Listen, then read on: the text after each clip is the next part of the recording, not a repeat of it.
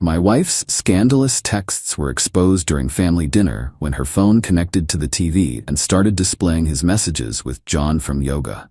Everyone saw. She panicked. "It's not," I said. "Keep reading."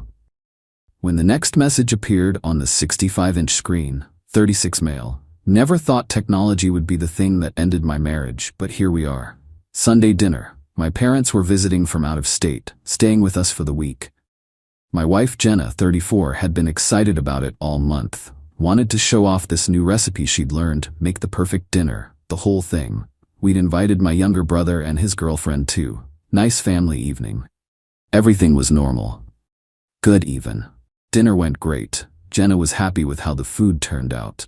We moved to the living room for coffee and dessert. My dad's telling some long story about his neighbor's boat. Standard dad stuff. Jenna's phone is on the coffee table. She's in the kitchen getting more cream. The TV screen lights up, this massive thing we got last Black Friday. Her phone had connected to it. We do that sometimes to show vacation photos or whatever. Her messaging app pops up. Full screen. Contact name, John Yoga. Message preview. Still thinking about Thursday. You're incredible. When can we do that again? My brother sees it first, goes completely still. His girlfriend makes this little gasping sound. My mom's coffee cup stops halfway to her mouth. I'm just staring, brain not processing. Another message appears. Does your husband really not know? Babe, we've been doing this for months, Meow. The room is dead silent except for my dad's voice trailing off. He's seen it too now.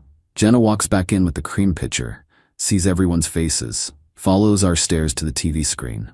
Third message pops up. God, Thursday was so good. You're way more fun than my wife. The color drains from Jenna's face, like watching someone's soul leave their body in real time. That's not, she starts. Keep reading, I hear myself say. Voice sounds weird, distant. She lunges for her phone, grabs it, disconnects. But everyone saw it. My parents, my brother, his girlfriend. All of us just watched my wife's affair play out in 4K on a 65-inch screen. Nobody's saying anything. My mom looks like she might cry or throw up, can't tell which. Everyone needs to leave, I say. Sorry, dinner's over. My brother moves fast, gets his girlfriend up, grabs their coats. My dad's already helping my mom to the door. She keeps looking back at Jenna, then at me. Can't read her expression. Jenna's frozen with her phone, mouth opening and closing like a fish. Mom, I can explain, she tries. My mom just shakes her head and leaves. Door closes. It's just us. It's not what you think, Jenna says. I actually laugh. Can't help it. Your boyfriend just texted you on a 65-inch screen in front of my mother. Which part am I misunderstanding? He's not my boyfriend. He called you babe, mentioned Thursday, said you're more fun than his wife. Want to try again? She switches tactics, gets angry. You know what? Fine. Yes, I've been seeing him, and you want to know why? Because you're boring. We're boring. Nothing ever happens anymore. So you decided to make something happen with John from yoga. Don't call him that. That's literally his name in your phone. Her face crumples, starts crying. It didn't mean anything. I don't know. He paid attention to me. Made me feel exciting again. I walk to the bedroom, start packing a bag. What are you doing? She follows me. Leaving. You can't just leave. We need to talk about this. We just did on the TV, in front of 4 people. Please, we can fix this. Couples therapy. I'll stop seeing him, whatever you want. I stop packing. Look at her. My mom watched another man call you babe. My dad saw him talk about Thursday. There's no fixing that. It was one mistake. How long? What? How? Long. She won't look at me. A few months. I go to the closet, grab her iPad, still logged into her messages, scroll through the conversation with John, yoga. Goes back way further than a few months. You're a liar, I say. Shows her the iPad. This goes back almost a year. Her eyes go wide. You're going through my stuff? Your stuff just played on my TV. I think we're past privacy. Fine, whatever. It's been a while, but it doesn't matter. I love you. I want US. You should have thought about that before you did him in our house. Her face goes white. How did you? It's in the messages. You two talked about it, about using our bed. She tries to grab my arm. Please, I made a horrible mistake, but we can work through this. 6 years, we've been married 6 years. I shake her off. Finish packing. 6 years you were lying to my face. Where are you going? My brother's. You're just going to abandon me? Leave me here alone? You've got John from yoga? I'm sure he'll keep you company. I load my car. She's crying on the porch. Keep saying, please, we can fix this. Don't do this. I drive away. My brother's got the guest room ready when I get there. Doesn't ask questions, just hands me a beer and says, couch or talk? Couch, I say. We play video games until I'm too tired to think. Best friend I've ever had. Update 1. Been staying at my brother's place for over a week now. Jenna's been losing her mind. First couple days, my phone wouldn't stop. Calls, texts, voicemails. Everything from sobbing apologies to screaming about me abandoning her to weird guilt trips about our wedding vows. Hundreds of messages. I didn't answer any of them. Sent one text, talked to my lawyer. Got a lawyer through my brother's girlfriend's dad. Guy's been doing this for 30 years. First thing he tells me, every text, every call, every interaction, document all of it. Started going through our finances. We kept separate checking accounts mostly, which is good, but we bought the house together 3 years ago. Both names on the mortgage. That's gonna suck. Also have a joint savings with about 38 calories we'd been putting away for a kitchen remodel. My lawyer told me to not touch that account. Let the court divide it, he said. Had to go back to the house to get more clothes and some documents.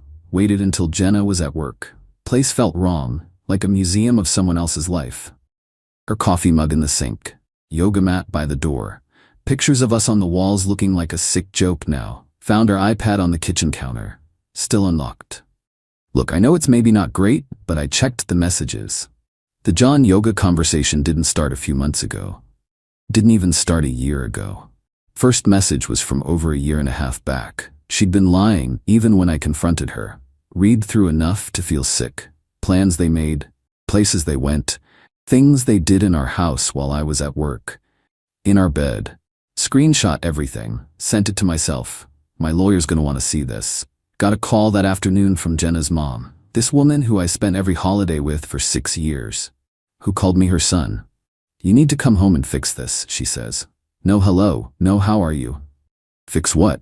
Your marriage. My daughter is devastated. She made a mistake and you just left her. She cheated on me for over a year. It wasn't that long, she told me a few months. She lied to you too. Marriages are work. You don't just give up when things get hard. She had an affair. That's not things getting hard. That's her making a choice every single day. She said she'd go to therapy. She said she'd do anything. You're not even willing to try. No, I'm not. So 6 years means nothing to you? You're just gonna throw away your family? She threw it away. I watched it happen on a TV screen with you sitting in the room. She splutters. That was humiliating for all of us. You think I want people knowing my daughter's business? Maybe talk to her about that.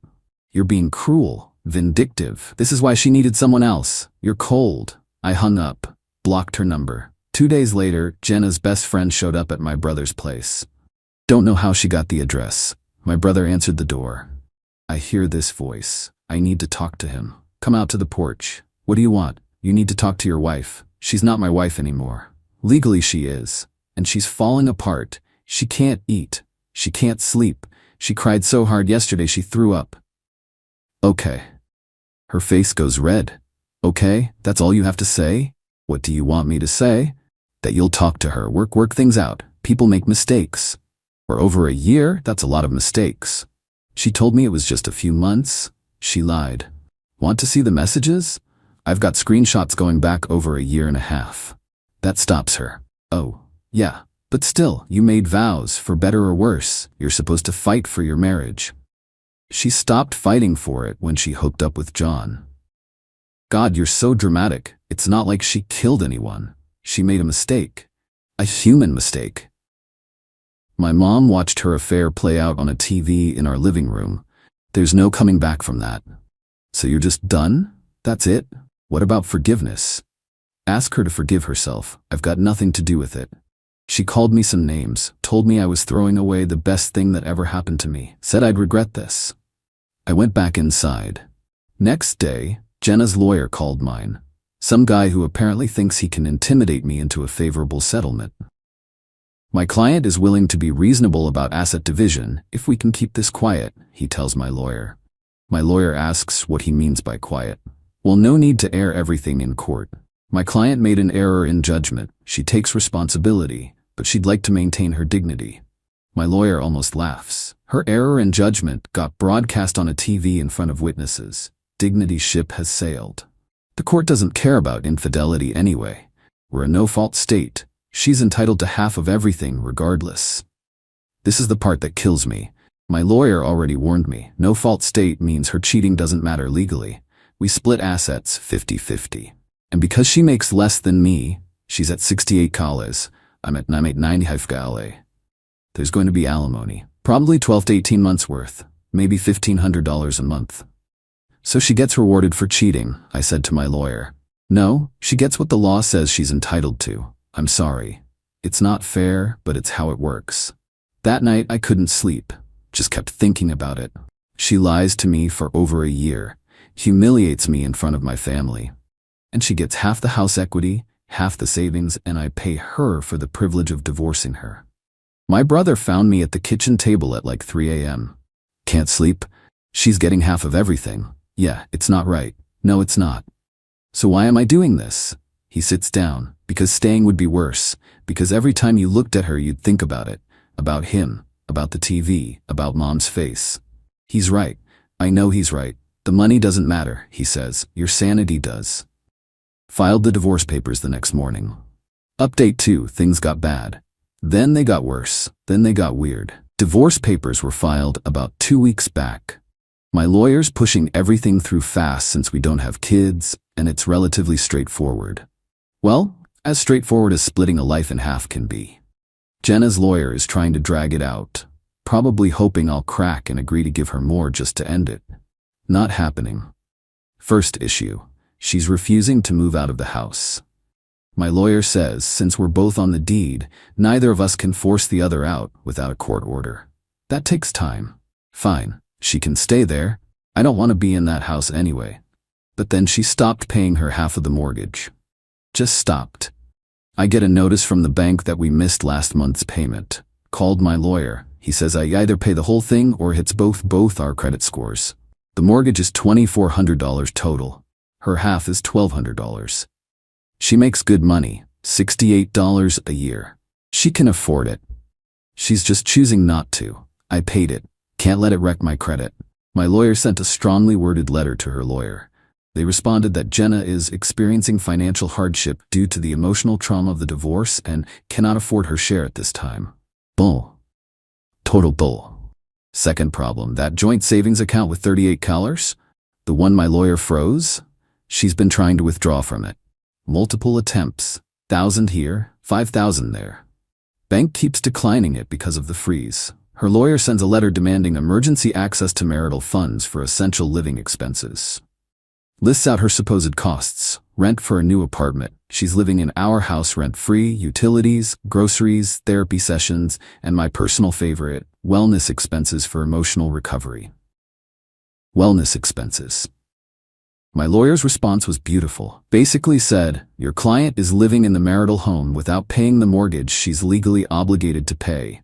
Her housing costs are zero. Request denied. Her lawyer called mine directly after that. Apparently Jenna had a complete breakdown over being financially controlled and abused. The woman who's refusing to pay the mortgage is claiming I'm financially abusing her. Third escalation. She started calling my office. I work in operations management for a mid-sized logistics company. Pretty normal job. Good people. No drama.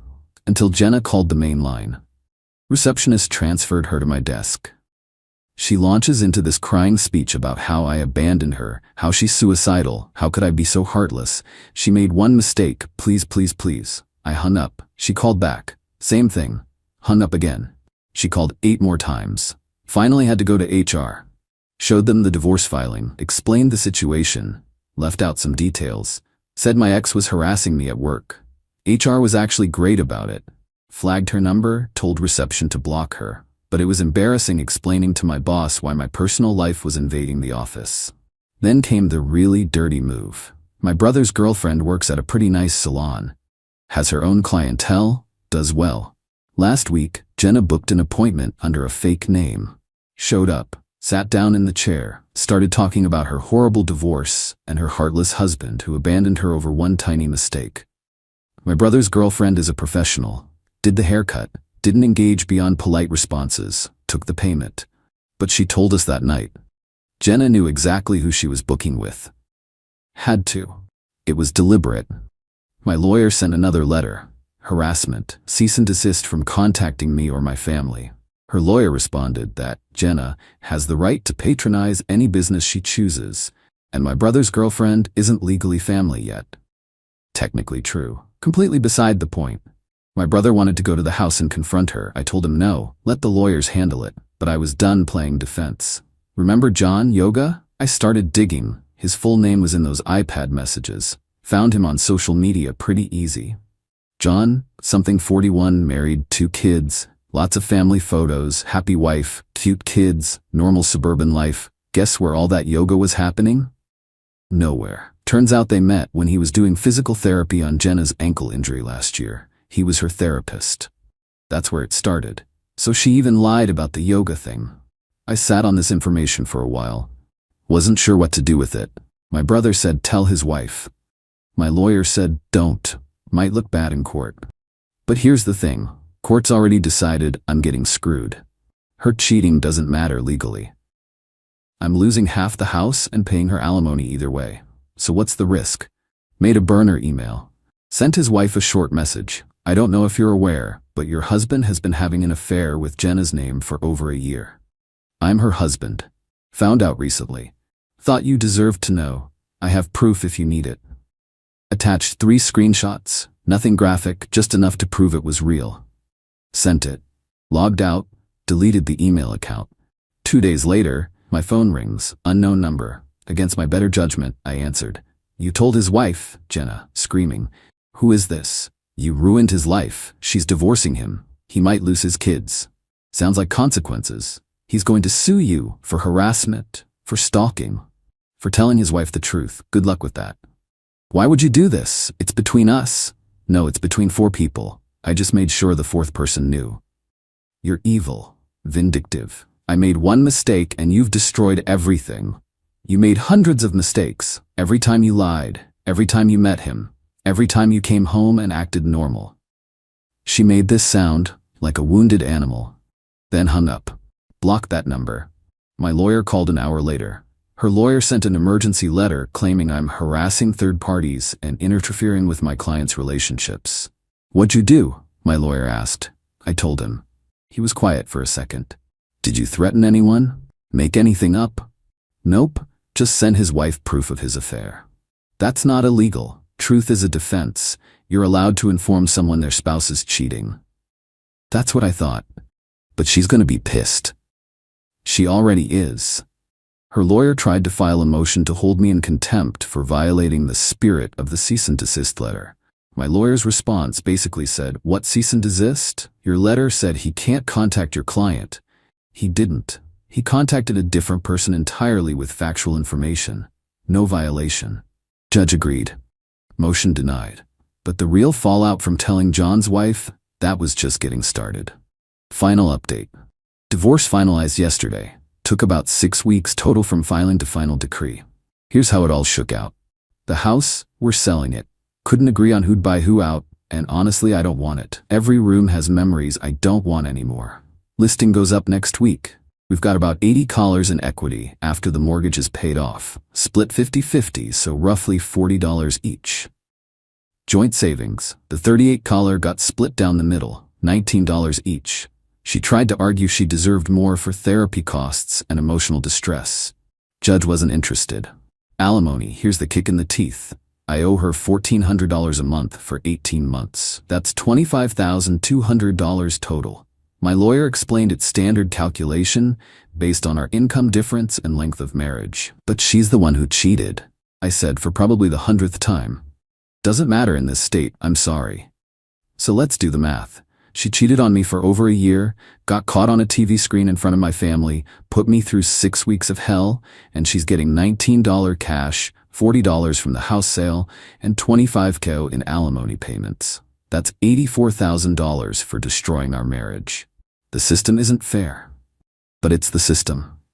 The courthouse drama. Final court date was yesterday. She showed up with her mom and her lawyer. I came with my brother and my lawyer. We're in the hallway waiting. Her mom's glaring daggers at me. Jenna won't even look in my direction. Her lawyer approaches mine. My client would like a moment to speak with her husband. Privately. No, my lawyer said flatly. She just wants to apologize, to make peace before we finalize. Still no. Her lawyer walks back, whispers something to Jenna. She stands up and starts walking toward me anyway. My lawyer physically steps between us. Do not approach my client. I just want to say sorry. Jenna says loudly. Please, I just need closure. You need closure? I say from behind my lawyer. You got an affair for a year. I got to find out about it on a TV screen. Closure ship has sailed. Her mom stands up. How dare you speak to her that way? She's trying to make this right. Making it right isn't harassing my family and calling my work. She was desperate. You left her with nothing. Security comes out. Keep it down or you're all leaving. We shut up, got called in shortly after. Judge ran through everything. Asset division, alimony, asked if we both understood and accepted the terms. We both said yes. Any statements? The judge asked. Her lawyer stood. Your Honor, my client deeply regrets the breakdown of this marriage and hopes both parties can move forward with dignity. Judge looked at my lawyer. Counsel? Nothing, Your Honor. Divorce granted. That was it. 6 years over in 15 minutes. What I didn't expect. Remember John's wife I sent that email to? Turns out she's a family law attorney. The universe has a sense of humor. She filed for divorce immediately. And unlike my state, theirs does consider adultery an asset division. She took him apart. Got the house, primary custody, significant child support, and alimony. She actually emailed me to say thank you. Said she'd suspected something but had no proof. My screenshots gave her everything she needed. She also mentioned John got fired. He's a physical therapist, and apparently having an affair with a former patient, Jenna had been his patient, is a major ethics violation. His wife reported him to both his employer and the state licensing board. Last she heard, he's facing license suspension and can't find work in his field anymore. Jenna found out about all this through mutual friends. Called me again from another unknown number. Are you happy? He lost everything, his job, his family, his career because of you. Because he had an affair with a married patient. We made a mistake. People make mistakes, but you had to be cruel about it. I informed his wife of facts. What she did with those facts was her choice. You ruined 2 families. No, you and John ruined 2 families when you started hooking up. I just made sure both families knew the truth. She hung up. I blocked that number too. Where things stand, still at my brother's place. Looking at apartments, something small, just for me. Fresh start. The house closes in a few weeks. I'll get my check, move into my own place, start over. The alimony payments start next month. Set up automatic transfers so I never have to think about it. $1,400 on the 1st of every month for 18 months.